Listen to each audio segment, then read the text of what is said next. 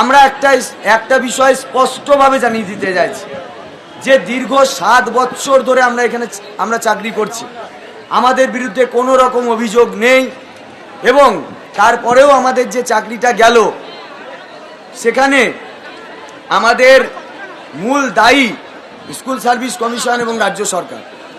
তাই এই চাকরির জন্য আমরা দ্বিতীয়বার কোনো পরীক্ষা দেব না, এটা আমাদের স্পষ্ট ডিক্লারেশন।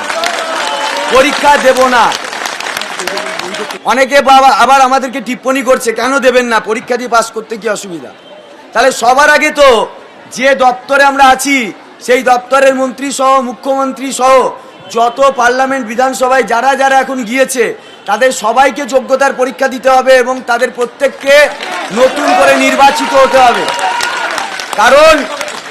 কারণ এদের প্রত্যেকের ভোট আমরা করিয়েছিলাম। তাহলে এদেরকে আগে এরা সবাই রাস্তায় নামুক, আবার লাইনে দাঁড়াক, নির্বাচনে অংশগ্রহণ করুক, তারপরে আবার অন্য কথা হবে।